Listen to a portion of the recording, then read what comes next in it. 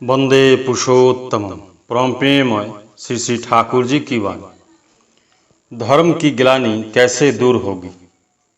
श्री श्री ठाकुर जी ने बातचीत के क्रम में कहा कि श्री कृष्ण समस्त ग्लानियों को नष्ट करके धर्मराज्य का प्रतिष्ठा किए थे। वे ऐसी व्यवस्था कर गए थे कि हजारों वर्षों तक जीवन का स्वच्छंद गति चलता रहा। कोई विप्लव या विरुद्ध भाव नहीं आया। सहज स्वच्छंद जीवन धारा में कोई किसी प्रकार का चांचल्य घटना नहीं होने पर इतिहास लिपिबद्ध नहीं करता है।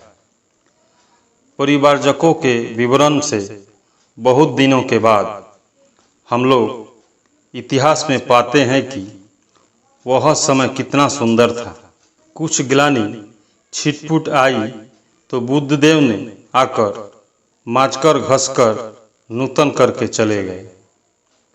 यह सम्राट अशोक के समय तक चला। उसके बाद धीरे धीरे टूटने लगा। वर्णाश्रम धर्म की अपेक्षा होती गई, आश्रम परंपरा की अपेक्षा की गई। लोग सन्यासी होने लगे। श्रेष्ठ जन प्रव्रज्जा ग्रहण किए। लड़कियां निम्न वर्ण में आत्मसमर्पण करने लगी। यही से प्रतिलोम विवाह शुरू हो गया।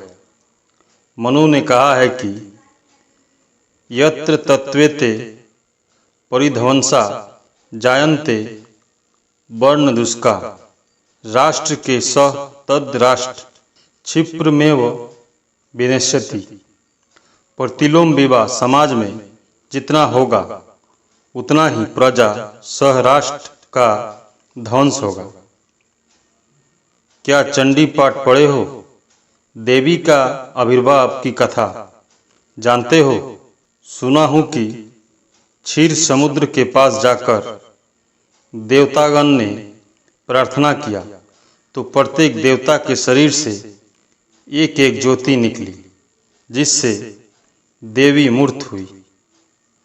महापुरुषगण जहाँ जो कुछ कर गए हैं उसके पीछे संहति का विराट दल था।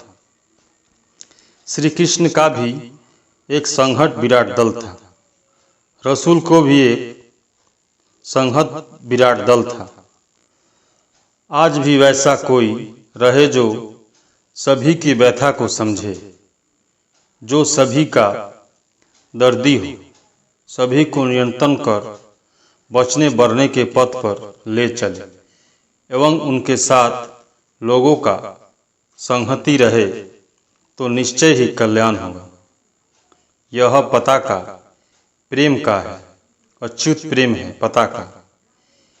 गिरने का अर्थ है प्रेम में अच्युति आया है, तब तुम चल नहीं सकते हो। आलोचना प्रसंग द्वादश खंड पृष्ठ संख्या 108 10/7/1948। परम प्रेममय श्री श्री ठाकुर। दीक्षा ग्रहण में 14 पैसे का शकरगन प्रणामी। घटना पावना आश्रम की है। श्री श्री ठाकुर तमाकू पीने के बाद गमछा से अपना मुंह पोंछ रहे हैं।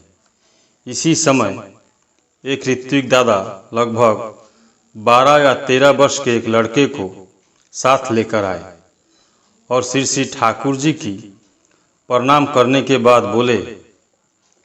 सब कुछ समझाने के बाद जब दीक्षा देने लगा तो इस लड़के ने इष्ट प्रणामी के समय कोई शकरकंद निकालकर सामने रख दिया। उस परिस्थिति में कोई उपाय न समझ में आने पर इन शकरकंद को इष्ट प्रणामी व दक्षिणा में विभाजित करके निवेदित करवाना पड़ा।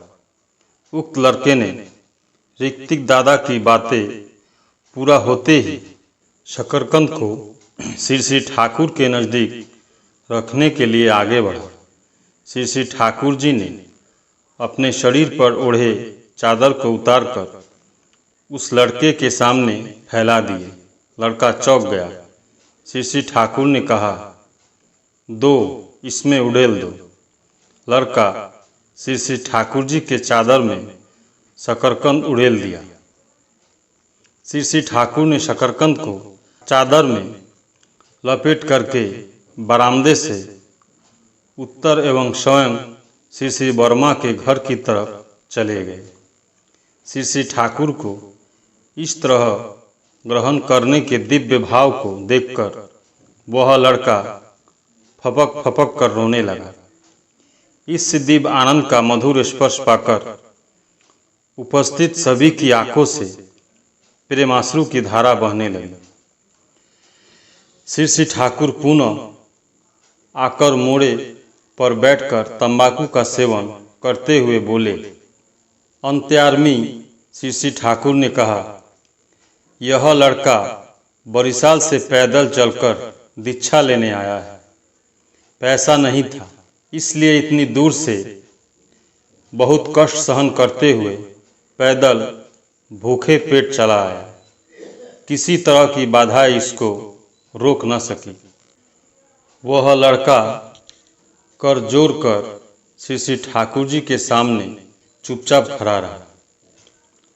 लड़का जिस दिन आश्रम में आया था उस दिन उसके पास सिर्फ 14 पैसे थे। यह उस 14 पैसे का शकरकंद खरीदकर परम संतुष्टि सहित दीक्षा लेने बैठा था।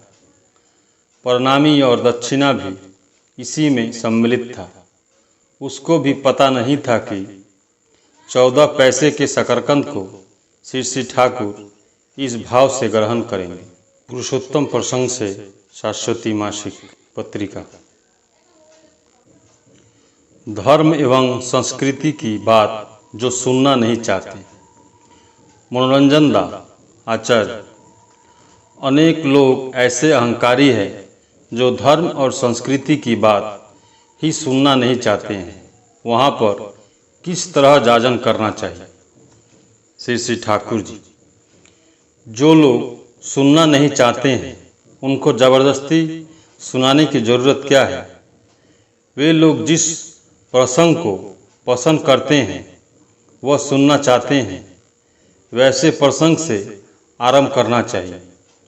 किसी भी प्रसंग के माध्यम से यदि सहज और स्वाभाविक भाव से धर्म और संस्कृति को व्यक्त नहीं कर सकते तो तब तो जाजन थोपना हो जाएगा।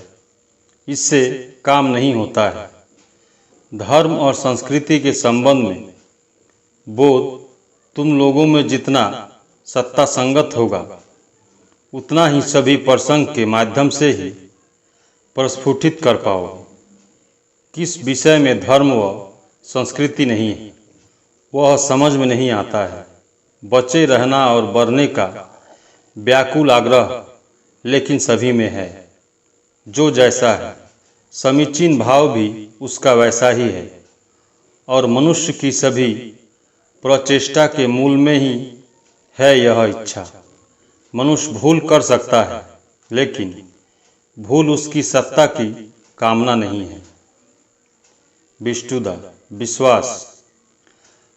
आप तो प्रत्येक के वैशिष्ट अनुयायी उसके साथ चलने की बात करते हैं, किंतु किसका क्या वैशिष्ट है यह यदि पकड़ में नहीं आता है तब किस तरह से चलना होगा। श्री श्री ठाकुर जी।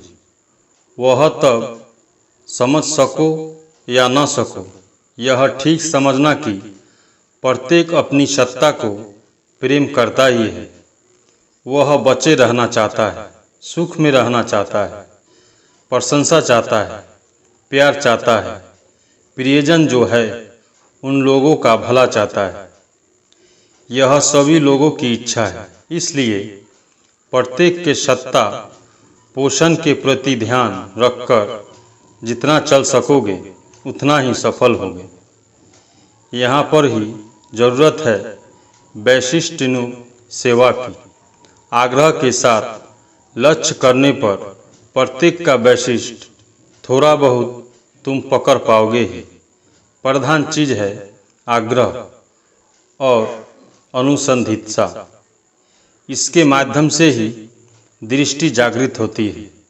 मनुष्य को स्वस्थि और तृप्ति देने का लक्ष्य यदि रहता है तब चलन ठीक हो ही जाता है।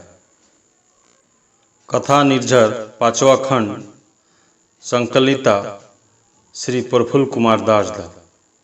सभी गुरु भाई एवं माँ को जय गुरु।